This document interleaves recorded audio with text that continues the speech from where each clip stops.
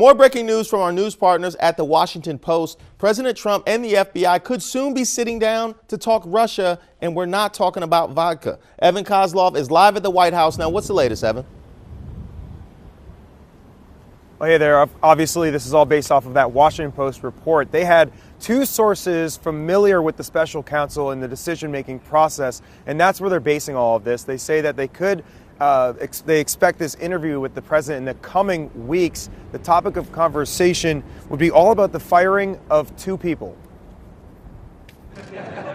Former FBI Director James Comey and former National Security Advisor Michael Flynn. You may remember they were both fired by the president, and the question is why? That's the reason that the special counsel appears close to requesting an interview with the president. This follows a number of other high-profile interviews. In December, James Comey was brought in for questioning. And just last week, Attorney General Jeff Sessions was interviewed for several hours. Yesterday, though, in the Oval Office, President Trump said he wasn't worried about what Sessions said, even though he hadn't spoken to him. I didn't, but I'm not at all concerned. And in a later interview, Press Secretary Sarah Huckabee Sanders said this is much ado about nothing. There was no collusion. There's nothing to it.